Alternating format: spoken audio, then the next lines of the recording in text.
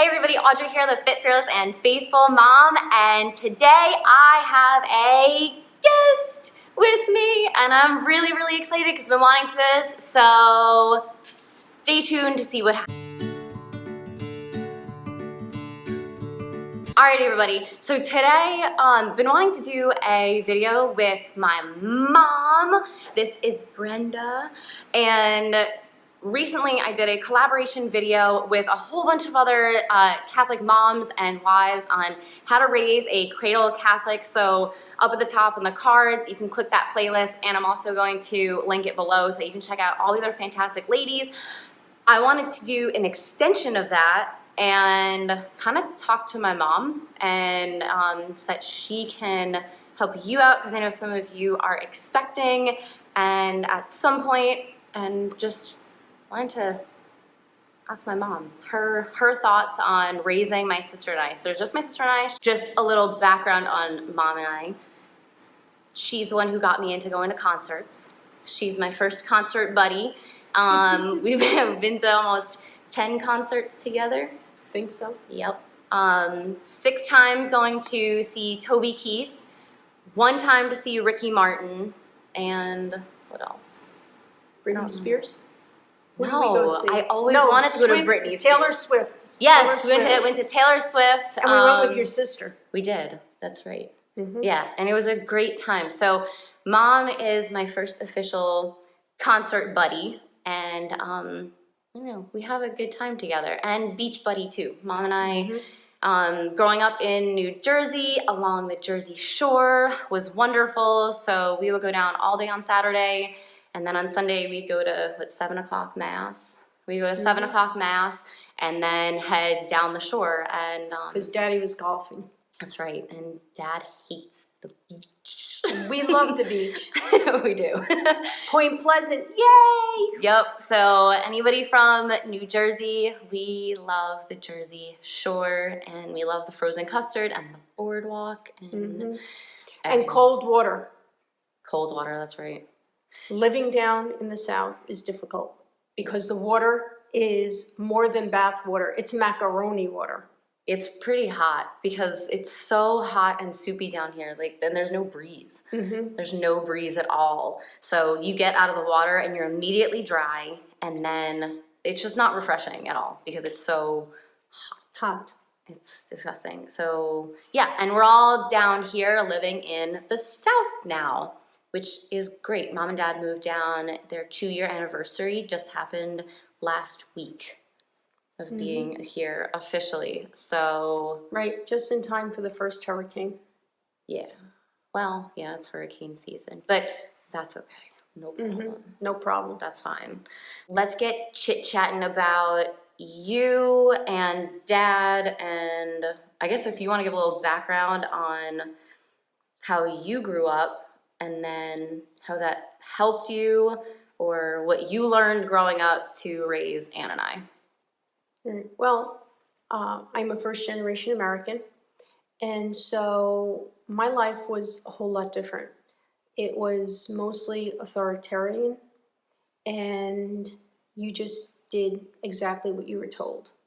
No ifs, ands, or buts. You learned manners, respect, and it just was a normal way of growing up. And so Ann's dad was raised slightly different, still held accountable. Respect, values, morals were important. But when we got married, we decided that we would raise our children pretty much the same way. And there was discussion whether or not I should work. And our decision was that I would stay home. And that's a personal decision for each couple to make that choice. And so our choice was for me to stay home.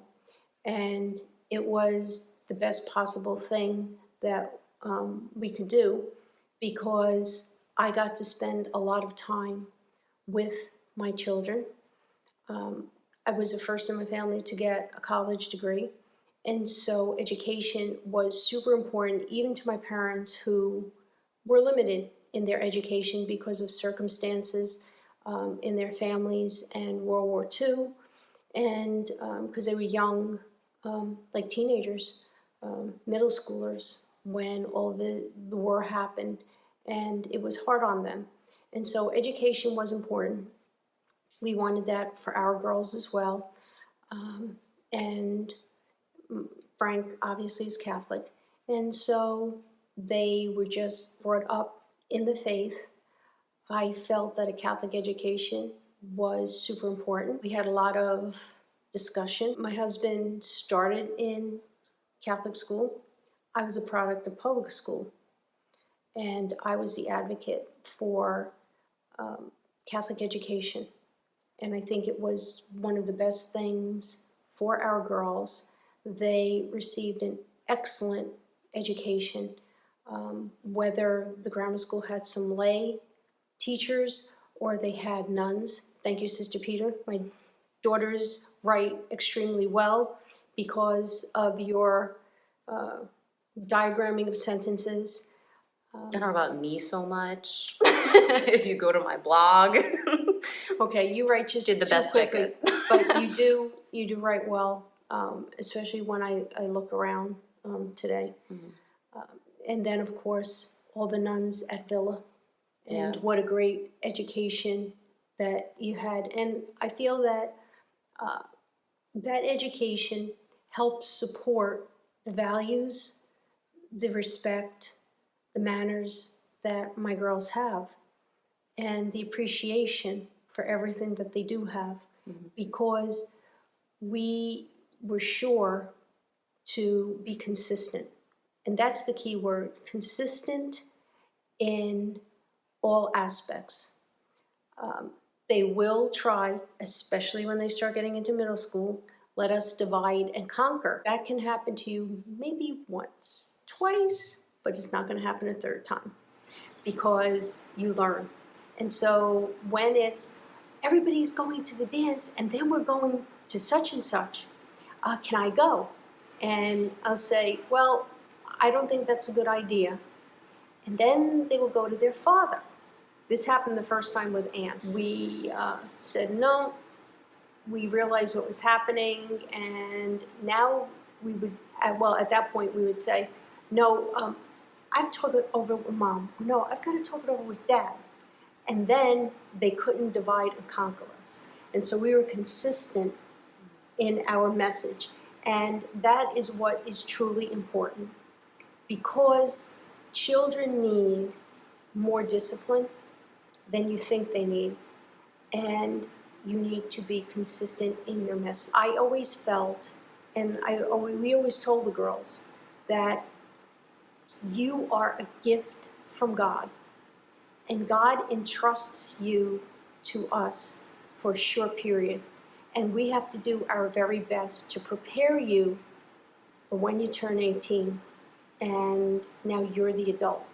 So when, as a parent, you think about that, this is a gift from God, and I have to do everything in my power to do the best I can for my children and for the glory of God. And then, like I said, be consistent. You get well-rounded, mature, responsible adults. And even if, as an adult, they walk away from their faith for a little bit, they come back because they realize what they truly have missed. And we used to have conversations about God, about talents. I remember having the talent conversation a lot when I would sit and the girls would be in the tub and we would talk, and I would say, God has given you talents. And everybody is different, but what you need to do is to find what is that special gift that God has given me and use it and develop it for the glory of God. And always talked about that. Those are the important things, and the consistency and the discipline. You can never be too strict with your kids. Do you remember you called me one time when Kai was about 2, and you said, Mom, my friends all say that I'm too strict with Kyler. She's only 2 and let her go. Yeah. Do you remember what I said to you? No, because people still do tell me that, you know, I need to just let my kids go, but I don't know, like they're kids, and I don't want my kids running the roost. I don't know. Right now, I feel like I run a dictator. It's a dictatorship. It's not a democracy right now. There's not. No, I don't. There's no. I don't feel like there should be any negotiating. I mean, we have fun with the kids, you know, and we do at the appropriate times. We do try and, you know, we do have fun with them and do relax the rules and stuff, but I don't know. Kids need rules. And to reiterate what I had said to Audrey all those years ago, 7 years ago now, I can't believe it. But anyway, I said, Audrey, if you do not have discipline now when she is 2 years old, don't come to me when she's a teenager and she's out of control and has lost total respect for you. I had friends who had older children when my girls were younger, and they would say, oh, just wait until they're teenagers, the door slamming and the screaming and the drama. That never, ever happened in my house. Well, I think it's because you and Dad, I guess it's super similar to like how God treats us, you know, in that, like, I love you, but there's an expectation, like, and we can have almost like loving fear it's a positive fear though. Does that make sense? Mm-hmm. Like, mm-hmm. Okay, you're the authoritative figure. I need to listen, and then, you know, once we cross that threshold of 18, things relaxed. Things relaxed, but you were still responsible. Yeah. And I don't know if you remember, years later, you were at LSU.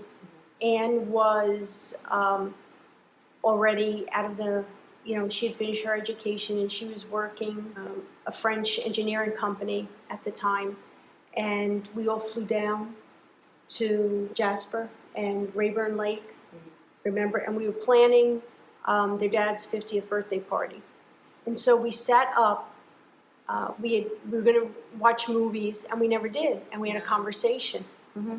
And one of the things you and Ann said, so Mom, what books did you and Dad use to raise us? And I laughed and I said, what books? We didn't use books. You didn't read the baby book. How do you raise a kid without reading the baby book? You don't need a baby book, all right? You just remember that your child is a gift from God, and you are to do the best that you can for them. My gift was to be with you, and also to be with a lot of other kids, because I was volunteer at St. Christopher's. I think that played a big part too, is that, like, you and Dad were involved in everything because you weren't traditionally working. Mm-hmm. And like when people ask, like, hey, did both your parents work? I don't know. I say yes, because like Mom was CCD teacher for how many years? Like 25 years. Okay, yeah. 28 years. And then for Girl Scouts, still a Girl Scout. You know, still a Girl Scout. From before I was born, you know, you were our Girl Scout leader, and then involved in like every major role of Girl Scouting and stuff. So you were constantly there and constantly, not in our faces, but just like a presence. And I couldn't get away with anything, even though I tried, because you knew everyone. So there were eyes and ears everywhere. And I remember, because I used to get in trouble for talking too much, shocking, in school, and like cutting up and stuff. And so I'd be put in isolation in Catholic school. And I remember one time it was a parent that was subbing, and Mr. What was his name? He spoke Spanish, but he came in Mr. to do Guzman? Yes, Mr. Guzman, and he came in and he gave me a look like, why are you acting like I don't know who you are? Why? Stop. Sit down. Stop talking. So yeah, I mean, mom was a huge presence, and you know, when Dad would get off work, I mean, he'd be taking us to dance, to Girl Scout events. Numerous camping trips that he helped And out it with. rained. Every time we had to put tents up, Yeah. it was raining when he came with us Yeah. because we never could get enough parents to help. And God bless him, he was there, as was Uncle Nick.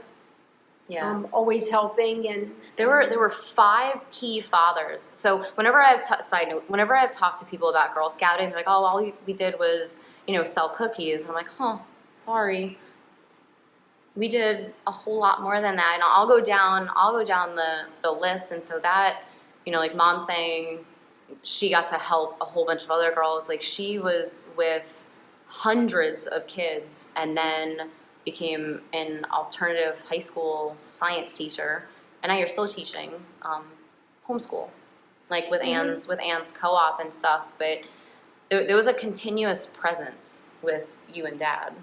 And grandchildren need that too, and they need to see the older generation, and that was part of my life growing up. In the 1960s, a lot of my dad's relatives were coming to the United States from what is now part of Croatia. And it was a hard life under communism, even then. And so I remember all those cousins coming. They actually were my father's first cousins. And some of them were my age, because my dad was the oldest. And so we were always together, and you learned the stories of those who came before. And it gave me a sense of responsibility to continue to share that, but more importantly, to appreciate everything that I have. And my husband has the same kind of situation with his family. And so I try and tell the kids, we have what we have today because of those who came before you, who suffered and sacrificed for this better life. It's still all part of raising a cradle Catholic. All right, you must lead by example. I believe that. We always went to Mass. I don't know if you remember making our Advent wreath, going in the backyard and cutting the evergreen. And after dinner, we do Advent prayers, and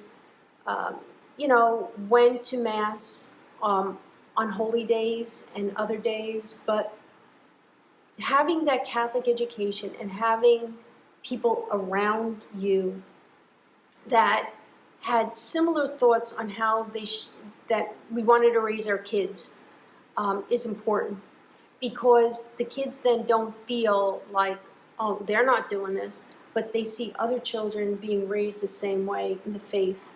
And so it becomes a natural part of your life. That's what's important. What were did you and Dad have any like fears, concerns, like any like trickling thoughts across your mind, like while you were raising Anne and I, that you thought, oh no, I hope X doesn't happen? Or Oh yeah. You were always afraid of drugs and what drugs can do, and alcohol. When you see alcoholism firsthand, you know that it could be genetic. And so you have those discussions that, yeah, I know you're gonna go to a party and have a drink, but know that there are limits. And always reminding the girls from when they were little, from those first talks during bath time, you have been given talents by God, and use them. Well, that conversation evolves into, well, your body is a temple for God. And so are you going to respect God in that body that he's living in, or are you going to abuse it? And, we talked a lot about that, and about restraint, especially when you go away to school. And I wanted the girls to go away to school because even though education was important, and my dad worked hard to pay for college for me, a girl didn't go away. And so I commuted to university. And I wanted you and your sister to have another experience.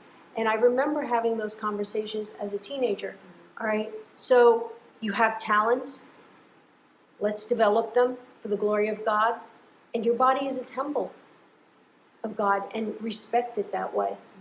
And I don't think we went wrong in how we raised you. Did we make mistakes along the way? I'm sure we did. I don't want to know about them, thank you.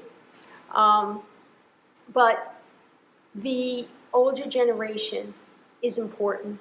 You have to have that presence. And you had Grandma and Pa down the street, and Gramsy and Poppy as well. You know, and we took the kids, and they had great-grandparents, great-grandmothers for a long time, and we went to see them regularly. So part of what was our childhood, we gave to you, and that sense of family and togetherness, the family unit, praising God. You know, each morning when I say my prayers, you know, I say, God, help us to be a model for those around us, that they can see the Lord in each one of us. You know, protect my grandchildren, Lord. You know, let the Holy Spirit descend upon them so that they may fight the evils which surround them. And there's so many. That's part of my morning prayer. You and your sister are doing even more than even what Dad and I did with our kids. You know, Corey takes out a pair of Mardi Gras beads, but she calls them her rosary. Okay? I don't know if that's a good thing or a bad thing. But you know what? She looked at the beads, and the first thing in her mind was the rosary. Yeah. And how many 3-year-olds even know what a rosary is? So the fact that they say grace, just like you said grace, with meals and even dessert. Yes, we say grace for dessert. They also have night prayers. They know, oh, I'm so happy my 5 grandchildren can say the glory be before they even start school. I can tell you that I've taught 4th grade CCD and kids don't know the glory be. Simple prayer, right? So praying together, talking about the saints is all important, and you do that. And so it becomes living to them. It's living your faith. And how are we treating other people? Are we there to help? I go to Mexico once a year and still do service work as an adult in Girl Scouting. We bring vitamins, toothbrushes, toothpaste to the kids in the mountains that don't even have running water. The 2 meals a day that these kids have come from the center. My grandchildren gave me donations. First time I brought a suitcase, I had a check because the kids understood I have to help someone.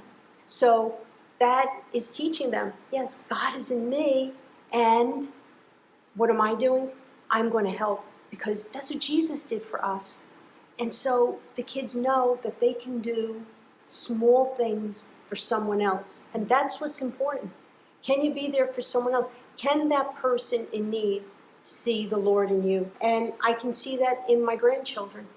And again, it's extended family supporting the parents. You know, whatever system, whatever you've put in place, the extended family that's supposed to support the parents, and always, you know, with the Lord in the front, because with Him, nothing is impossible. Even the hardest thing that you go through, if you know that, believe that the Lord is walking with you and carrying you, you can get through any difficulty.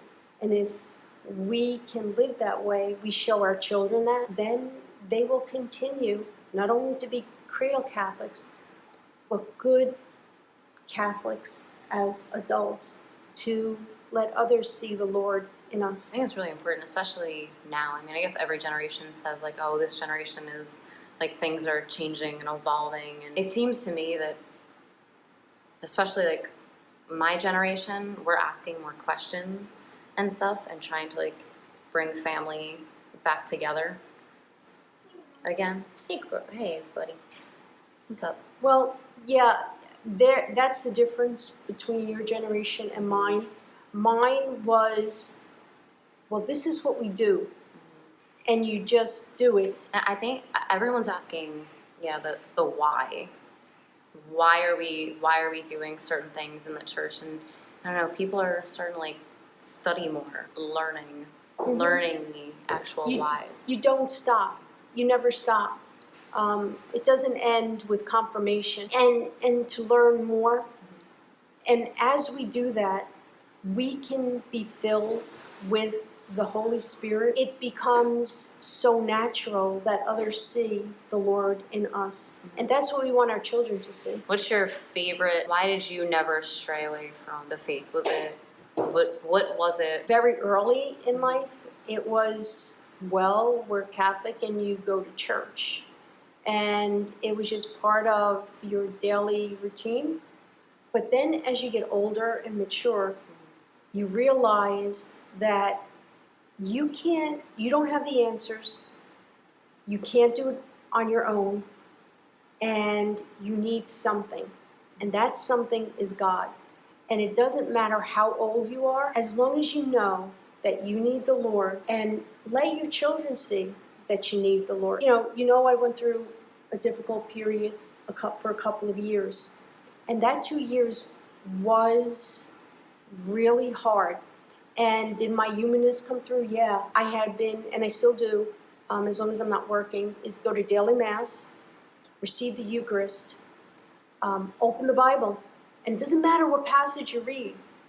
It gave me the strength that whatever the outcome of this particular situation was going to be, I was going to be okay with it. And I knew that. And I just feel the presence of the Lord, especially receiving the Eucharist daily. And so, like, when you come and visit, right, we go to daily Mass. Yeah. We live close to my other daughter, and so we go to daily Mass, and sometimes the boys will sleep over. It's a natural thing for your kids to go to daily Mass. So, yeah, you might have a busy schedule, but how about making it one extra day of the week, not just Sunday. Go one other day with the kids and let them see, and take out the rosary. Or talk about a particular saint. Kids love stories. Tell them the story of the saint, and they can see, you know what, that saint had a hard life, but you know what? He became a saint, and we too, with our struggles, can make it to sainthood as long as we keep the Lord first. Do you remember what I used to say? God, family, everything else. God, family, everything else. And you know what? Life is easy. I hope y'all enjoyed this. A little life chat with friends. So, thanks for talking with me. You're welcome. I love you. Love you.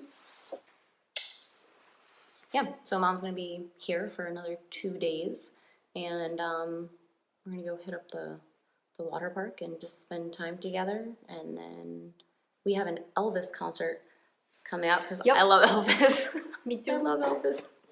So yeah, I sometimes think I was born at the wrong time, just a little bit. Yeah, me too. Yeah.